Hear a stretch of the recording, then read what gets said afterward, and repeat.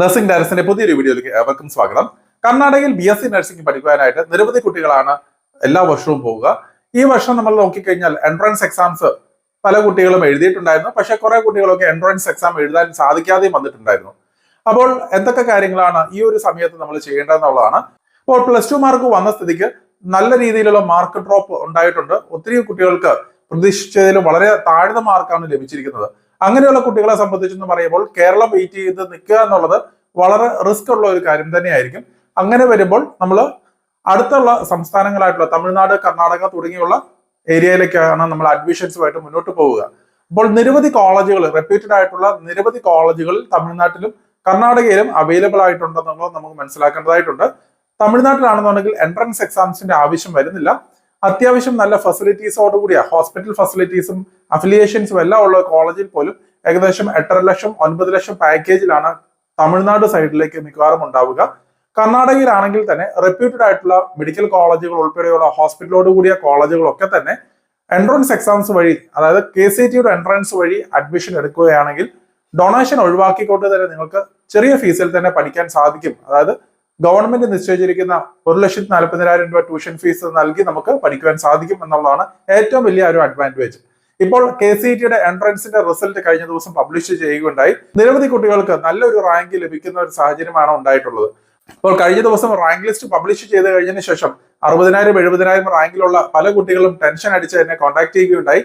അപ്പോൾ അവർ ചോദിക്കുന്ന ഒരു കാര്യം, അവർക്ക് നല്ല കോളേജുകൾ ലഭിക്കുമോ എന്നുള്ളത്. അപ്പോൾ നിരവധി കുട്ടികളുടെ റിക്വസ്റ്റ് പ്രകാരമാണ് ഈ വീഡിയോ പ്രത്യേകമായിട്ട് ചെയ്യുന്നത്. അപ്പോൾ നമ്മളൊരു കാര്യം ശ്രദ്ധിക്കണം, KCET എൻട്രൻസ് എക്സാം എഴുതിയ ഒരു കുട്ടിയാണെന്നുണ്ടെങ്കിൽ ഏകദേശം 1.5 ലക്ഷം റാങ്ക് വരെയുള്ള കുട്ടികളാണെന്നുണ്ടെങ്കിൽ തീർച്ചയായിട്ടും നിങ്ങൾക്ക് അത്യാവശ്യം നല്ല രീതിയിലുള്ള അഫിലിയേഷനോട് കൂടിയ മെഡിക്കൽ കോളേജുകളിൽ അഡ്മിഷൻസ് കിട്ടുമെന്നുള്ളത് നിങ്ങൾ പ്രതീക്ഷിക്കേണ്ടതായിട്ടുണ്ട്.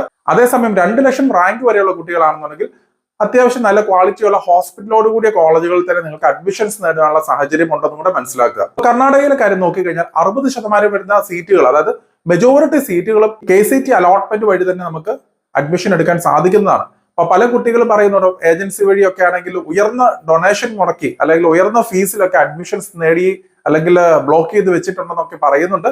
അപ്പൊ നിങ്ങളൊരു കാര്യം ശ്രദ്ധിക്കേണ്ടത്, ഇപ്പൊ മെഡിക്കൽ കോളേജുകൾ, നിങ്ങൾ എൻട്രൻസ് എക്സാം എഴുതിയ ഒരു കുട്ടിയാണെന്നെങ്കിൽ തീർച്ചയായിട്ടും മെഡിക്കൽ കോളേജ് പോലെയുള്ള ടോപ്പ് ആയിട്ടുള്ള റെപ്യൂട്ടഡ് ആയിട്ടുള്ള നഴ്സിംഗ് കോളേജുകളിലൊക്കെ ആണെന്നുണ്ടെങ്കിൽ നിങ്ങൾക്ക് ഏകദേശം 11 ലക്ഷം 10 ലക്ഷം മുതൽ 11 ലക്ഷം രൂപ പാക്കേജിലൊക്കെ നിങ്ങൾക്ക് അഡ്മിഷൻസ് ലഭിക്കുന്നതാണെന്ന് കൂടെ മനസ്സിലാക്കുക. ഇപ്പോൾ സാധാരണ മെഡിക്കൽ കോളേജുകളൊക്കെ ആണെങ്കിൽ ഏകദേശം 10 ലക്ഷവും അതിൽ താഴെയും നിങ്ങൾക്ക് അഡ്മിഷൻസ് കിട്ടാനുള്ള പോസിബിലിറ്റീസ് ഉണ്ട്. അപ്പോൾ KCETയുടെ എൻട്രൻസ് എക്സാംസ് അതിന്റെ അലോട്ട്മെന്റ് പ്രോസസ്സുകൾ പ്രോപ്പർ ആയിട്ട് ചെയ്തു കഴിഞ്ഞാൽ ചെറിയൊരു ഫീസിൽ തന്നെ നിങ്ങൾക്ക് മികച്ച കോളേജുകളിൽ പഠിക്കാൻ പറ്റും എന്നുള്ള ഒരു കാര്യം നിങ്ങൾ എല്ലാവരും മനസ്സിലാക്കേണ്ടതായിട്ടുണ്ട്. എനിക്ക് തോന്നുന്നു ഈ എൻട്രൻസ് എക്സാംസ് വരുന്ന സമയത്ത് മിക്കവാറും വരുന്ന ഏജന്റുമാരും മറ്റുള്ള ആൾക്കാരൊക്കെ തന്നെ എക്സാം എഴുതേണ്ട ആവശ്യമില്ല, ഡിസ്കറേജ് ചെയ്യുന്ന ഒരു മനോഭാവമായിരുന്നു ഉണ്ടായിരുന്നത്. പക്ഷെ ഇപ്പോൾ കേരളത്തിലെ റിസൾട്ട് വളരെ മോശമായിട്ട് വന്ന സാഹചര്യത്തിൽ തീർച്ചയായിട്ടും എൻട്രൻസ് എക്സാം എഴുതിയ പല കുട്ടികൾക്കും ഒരു തുറുപ്പ് ചീട്ട് എന്നുള്ള രീതിയിൽ നല്ലൊരു ഓപ്ഷനാണ് കർണാടകയിലേക്ക് നമുക്ക് നഴ്സിംഗ് പ്രവേശനം നടത്താൻ സാധിക്കുമെന്നുള്ളത്.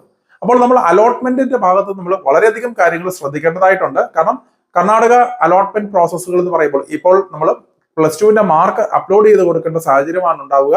ഇപ്പോൾ അത് അതിന്റെ പോർട്ടൽ, അതായത് മാർക്ക് എൻട്രി പോർട്ടൽ ഡിസേബിൾ ചെയ്തിരിക്കുകയാണ്. താമസിയാതെ തന്നെ അത് വീണ്ടും ഇനേബിൾ ആക്കി മാർക്ക് എൻട്രി നടത്താൻ സാധിക്കുമെന്നാണ് KEO ആയിട്ട് കോൺടാക്ട് ചെയ്തപ്പോൾ മനസ്സിലാക്കാൻ കഴിഞ്ഞ ഒരു കാര്യം. അപ്പോൾ ഏറ്റവും ആദ്യം നമ്മൾ ഇനി ചെയ്യേണ്ടത് +2 മാർക്കുകൾ അപ്ലോഡ് ചെയ്ത് കൊടുക്കുക എന്നുള്ളതാണ്. അത് നമുക്ക് ക്വാളിഫയിങ് എക്സാം, അതായത് 50% മാർക്കോടുകൂടി +2 പാസ്സായോ ഇല്ലയോ എന്നുള്ളത് മനസ്സിലാക്കാൻ വേണ്ടി മാത്രമാണ് നമ്മളിപ്പോൾ മാർക്ക് എൻട്രി നൽകേണ്ടതായിട്ട് വരിക. അല്ലാത്ത പക്ഷം KCETയുടെ മാത്രം മാർക്കിനെ അടിസ്ഥാനമാക്കിയാണ് ഈ റാങ്കുകൾ തയ്യാറാക്കിയിരിക്കുന്നത് കൂടെ നിങ്ങൾ മനസ്സിലാക്കേണ്ടതായിട്ടുണ്ട്. അപ്പോൾ നമ്മൾ അടുത്തായിട്ട് ചെയ്യേണ്ടത് +2 മാർക്ക് എൻട്രി ആണ്. വീണ്ടും നമുക്ക് വേരിഫിക്കേഷൻ സ്ലിപ്പ് ഡൗൺലോഡ് ചെയ്യുക എന്നുള്ള ഒരു ഓപ്ഷനിലേക്കാണ് വരുന്നത്. ജൂൺ മാസം പകുതിയോടുകൂടി തന്നെ വേരിഫിക്കേഷൻ സ്ലിപ്പുകൾ ഡൗൺലോഡ് ചെയ്യാൻ സാധിക്കുന്നതാണ്. അപ്പോൾ വേരിഫിക്കേഷൻ സ്ലിപ്പുകൾ ഡൗൺലോഡ് ചെയ്ത് കഴിഞ്ഞാൽ മാത്രമാണ് വീണ്ടും പുതുതായിട്ട് വരുന്ന CET number, secret key code, അതുപോലെ തന്നെ പാസ്വേഡ്, അങ്ങനെ പുതിയ പല കാര്യങ്ങളും നമ്മൾ അതിൻ്റെ നിന്ന് മനസ്സിലാക്കേണ്ടതായിട്ടുണ്ട്. ആ വേരിഫിക്കേഷൻ സ്ലിപ്പ് ഡൗൺലോഡ് ചെയ്ത് കഴിഞ്ഞതിന് ശേഷം അതിന്റെ ഡാറ്റ വെച്ച് മാത്രമായിരിക്കും അടുത്ത ഘട്ടം എന്ന നിലയിൽ കോളേജ് ഓപ്ഷൻ എൻട്രി കൊടുക്കേണ്ടതായിട്ട് വരിക. അപ്പോൾ കോളേജ് ഓപ്ഷൻസ് കൊടുക്കുമ്പോൾ നമ്മൾ പ്രത്യേകം ശ്രദ്ധിക്കുക, പല കോളേജുകളുടെയും പേരിൽ ഡ്യൂപ്ലിക്കേറ്റ് കോളേജുകളൊക്കെ നിരവധിയായിട്ട് കർണാടകയിൽ പ്രവർത്തിക്കുന്നുണ്ട്. പലതിനും അംഗീകാരമില്ലാത്ത ഒരേ പേരിലുള്ള പല കോളേജുകളും പ്രവർത്തിക്കുന്നതായിട്ട് കാണുന്നുണ്ട്. അപ്പോൾ നിങ്ങൾ പ്രത്യേകം ശ്രദ്ധിക്കേണ്ടത് നിങ്ങൾ പ്രോപ്പർ ആയിട്ടുള്ള കോളേജുകളാണെന്ന് വ്യക്തമായിട്ട് മനസ്സിലാക്കേണ്ടതായിട്ടുണ്ട്. ഉദാഹരണമായിട്ട് സെന്റ് ജോൺസ് മെഡിക്കൽ കോളേജിനെ കുറിച്ച് നമുക്ക് എല്ലാവർക്കും അറിയാവുന്നതാണ്. കർണാടകയിലേക്ക് വെച്ചിട്ട് ഏറ്റവും ടോപ്പ് ആയിട്ട് വരുന്ന ഒരു മെഡിക്കൽ കോളേജാണ്. പക്ഷെ ആ ഒരു കോളേജിന്റെ പേരിൽ പോലും വേറെ ഡ്യൂപ്ലിക്കേറ്റ് മറ്റുള്ള വേറെ കോളേജുകളും ഫംഗ്ഷൻ ചെയ്യുന്നുണ്ടെന്ന് കൂടെ മനസ്സിലാക്കുക. അപ്പോൾ അത് പ്രോപ്പറായിട്ട് വ്യക്തമായിട്ട് മനസ്സിലാക്കിയിട്ട് മാത്രം നിങ്ങൾ അലോട്ട്മെന്റ് കൊടുക്കാനായിട്ട് ശ്രദ്ധിക്കുക. അപ്പോൾ പല കുട്ടികളും അക്ഷയ സെന്റർ വഴിയും മറ്റുള്ള കമ്പ്യൂട്ടർ സെന്റർ വഴിയൊക്കെയാണ് ഈ അലോട്ട്മെന്റുകൾ കൊടുക്കുക.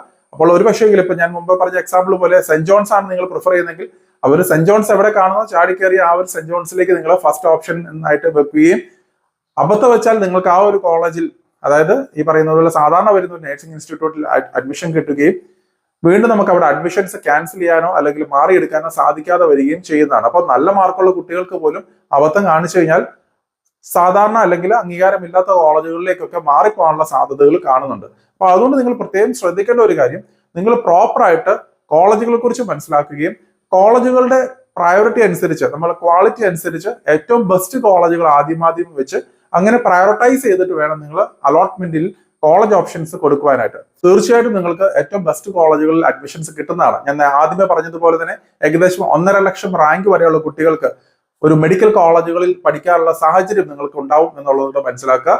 അതേസമയം ഒരു 2 ലക്ഷം വരെ റാങ്കുള്ള കുട്ടികൾക്കും അത്യാവശ്യം ഭേദപ്പെട്ട നല്ല രീതിയിൽ പോകുന്ന ഹോസ്പിറ്റലോട് കൂടിയ നല്ല കോളേജുകളിലും പഠിക്കാനുള്ള സാഹചര്യം ഉണ്ടെന്നും കൂടെ മനസ്സിലാക്കുക. അപ്പോൾ KCET എൻട്രൻസ് വഴി നമ്മൾ അഡ്മിഷൻ എടുക്കുമ്പോൾ 2 പ്രധാനപ്പെട്ട നേട്ടങ്ങളാണ് നമ്മൾ കാണുന്നത്. ഒന്നെന്ന് പറഞ്ഞു കഴിഞ്ഞാൽ ഞാൻ നേരത്തെ സൂചിപ്പിച്ചതുപോലെ തന്നെ ഡൊണേഷൻസ് ഒഴിവാക്കി തന്നെ അഡ്മിഷൻസ് എടുക്കാം എന്നുള്ളതാണ് ഏറ്റവും വലിയൊരു ബെനിഫിറ്റ്. അപ്പോൾ പലപ്പോഴും സംഭവിക്കുന്ന ഏജന്റുമാരൊക്കെ പല കുട്ടികളെയും ക്യാൻവാസ് ചെയ്ത് ഉയർന്ന മാർക്കുള്ള കുട്ടികളാണെങ്കിൽ നല്ല റാങ്കുള്ള കുട്ടികളാണെങ്കിൽ പോലും നല്ല രീതിയിലുള്ള ടോക്കൺ ഫീ അടച്ച് അല്ലെങ്കിൽ നല്ല രീതിയിൽ ഡൊണേഷൻസ് ഒക്കെ വാങ്ങി അഡ്മിഷൻസ് കൊടുക്കുന്ന സാഹചര്യം ഉണ്ടാവാറുണ്ട്. നിങ്ങൾ പ്രത്യേകം ശ്രദ്ധിക്കേണ്ട ഒരു കാര്യം, നിങ്ങൾക്ക് അത്യാവശ്യം ഭേദപ്പെട്ട മാർക്ക് ഉണ്ടെങ്കിൽ നല്ലൊരു കോളേജിൽ തന്നെ നിങ്ങളുടെ മാർക്ക് അടിസ്ഥാനത്തിൽ മെറിറ്റ് ബേസിസിൽ നിങ്ങൾക്ക് അഡ്മിഷൻസ് കിട്ടും എന്നുള്ളതും കൂടെ മനസ്സിലാക്കുക. അപ്പോൾ പല മെഡിക്കൽ കോളേജുകളിൽ നോക്കിക്കഴിഞ്ഞാൽ മാനേജ്മെന്റ് സീറ്റ് വഴി ഏജൻസി വഴി പോകുമ്പോഴത്തേക്ക് 13-14 ലക്ഷം രൂപ നൽകേണ്ട സാധനത്ത് നിങ്ങൾ ഈ KCET എൻട്രൻസ് വഴി അലോട്ട്മെന്റ് വഴി പ്രോപ്പറായിട്ട് അഡ്മിഷൻസ് കിട്ടിക്കഴിഞ്ഞാൽ നിങ്ങൾക്ക് 10 ലക്ഷം 11 ലക്ഷം രൂപ മാത്രമായിരിക്കും നിങ്ങൾക്ക് കൊടുക്കേണ്ടതായിട്ട് വരിക. ഏകദേശം 2 ലക്ഷം തൊട്ട് 3 ലക്ഷം അതിന് മുകളിലേക്കും ഫീസുകൾ അന്യായമായിട്ട് നിങ്ങളുടെ കയ്യിൽ നിന്ന് വാങ്ങുന്നു എന്നുള്ളതും കൂടെ നിങ്ങൾ മനസ്സിലാക്കേണ്ടതായിട്ടുണ്ട്. ഇപ്പോഴും പല കോളേജുകളിലും നിലവിൽ മാനേജ്മെന്റ് സീറ്റുകൾ ഓപ്പൺ ആക്കിയിട്ടില്ലെങ്കിലും പല ഏജന്റുമാരും 1 ലക്ഷവും 2 ലക്ഷവും ഒക്കെ അഡ്വാൻസ് എമൗണ്ട് വാങ്ങി അഡ്മിഷൻസ് കിട്ടും എന്നുള്ള ഒരു രീതിയിൽ വാങ്ങി വെക്കുന്നുണ്ട്.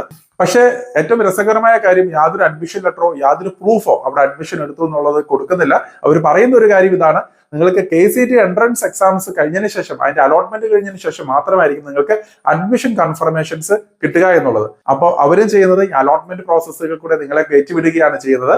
അപ്പോൾ നിങ്ങളുടെ മെറിറ്റ് അടിസ്ഥാനത്തിൽ നിങ്ങൾക്ക് ചെറിയ ഫീസിൽ അഡ്മിഷൻ കിട്ടേണ്ടത് ഉയർന്ന ഡൊണേഷൻ അവരുടെ പോക്കറ്റിലേക്ക് പോകുന്നു എന്നുള്ളത് കൂടെ മനസ്സിലാക്കുക. മിക്ക വീഡിയോയിൽ ഞാൻ ഈ കാര്യങ്ങൾ റിപ്പീറ്റ് ചെയ്ത് പറയാറുണ്ടെങ്കിലും പല കുട്ടികളും ഏജന്റുമാരുടെ കെണിയിൽപ്പെട്ട് നല്ല രീതിയിൽ ഡൊണേഷൻസ് പോയിട്ട് ചിലപ്പോൾ ഒരു പക്ഷേ അഡ്മിഷൻസ് പോലെ തള്ളിപ്പോകുന്ന സാഹചര്യം ഉണ്ടാവാറുണ്ട്. ഇപ്പൊ കഴിഞ്ഞ വർഷങ്ങളാണെങ്കിലും പല കുട്ടികളും ഇപ്പൊ RR നഴ്സിംഗ് കോളേജ് ഉൾപ്പെടെയുള്ള പല കോളേജുകളിലും ഏജൻസി വഴി അഡ്മിഷൻസ് പ്രയറായിട്ട് ബുക്ക് ചെയ്തതിനു ശേഷം KCET എൻട്രൻസ് വഴി നല്ല രീതിയിലുള്ള തള്ളിക്കയറ്റം വന്നു കഴിഞ്ഞപ്പോൾ, അതായത് കൂടുതൽ കുട്ടികളെ KCET എൻട്രൻസ് വഴി ഈ പറയുന്ന മെയിൻ കോളേജുകളിലൊക്കെ ഓപ്റ്റ് ചെയ്ത് കഴിഞ്ഞപ്പോൾ ആദ്യം അഡ്മിഷൻ എടുത്ത പല കുട്ടികളുടെയും സീറ്റുകൾ നഷ്ടപ്പെടുന്ന ഒരു സാഹചര്യം ഉണ്ടാവാറുണ്ട്. അതുകൊണ്ട് നിങ്ങൾ എൻട്രൻസ് എക്സാംസ് എഴുതിയ കുട്ടികൾ നിർബന്ധമായിട്ടും അലോട്ട്മെന്റ് വഴി തന്നെ മാത്രം അഡ്മിഷൻസ് എടുക്കാനായിട്ട് പ്രത്യേകം ശ്രദ്ധിക്കുക. അപ്പോൾ അതിനുള്ള അലോട്ട്മെന്റിന്റെ ഗൈഡൻസ് നമ്മൾ കൊടുക്കുന്നുണ്ട്. ചെറിയൊരു ഫീസ് ചാർജ് ചെയ്തിട്ട് തീർച്ചയായിട്ടും പ്രോപ്പർ ആയിട്ടുള്ള ഗൈഡൻസ് നമ്മൾ ഹെൽപ്പ് ചെയ്ത് കൊടുക്കുന്നതാണ്.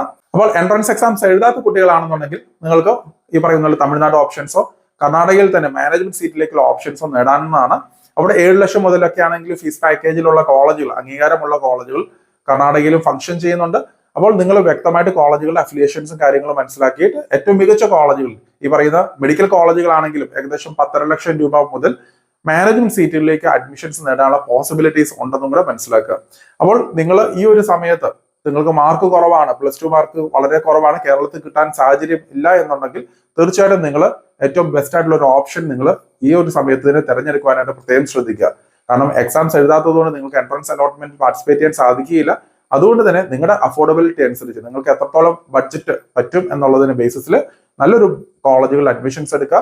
അതുപോലെ തന്നെ നമ്മുടെ ഹെൽപ്പ് ലൈൻ ഗ്രൂപ്പ് പ്രവർത്തിക്കുന്നുണ്ട്. നിങ്ങൾക്ക് ഏതെങ്കിലും കോളേജുകൾ നിങ്ങൾ അഡ്മിഷൻ എടുക്കാനായിട്ട് പോകുന്നതിന് മുന്നേ ആ കോളേജിനെ കുറിച്ചുള്ള ഇൻഫർമേഷൻസ് എന്തെങ്കിലും അറിയണം എന്നുണ്ടെങ്കിൽ തീർച്ചയായിട്ടും നിങ്ങൾ സപ്പോർട്ട് ചെയ്യുന്നതായിരിക്കും. അപ്പോൾ ഈ ഹെൽപ്പ് ലൈൻ നമ്പറിൽ കോൺടാക്ട് ചെയ്യാവുന്നതാണ്. അതുപോലെ തന്നെ നിങ്ങൾക്ക് കോൺടാക്ട് ചെയ്ത് കിട്ടുന്നില്ലെങ്കിൽ നിങ്ങൾ വാട്സപ്പ് ചെയ്യുക, തീർച്ചയായിട്ടും നിങ്ങൾക്ക് റിപ്ലൈ കിട്ടുന്നതുമായിരിക്കും.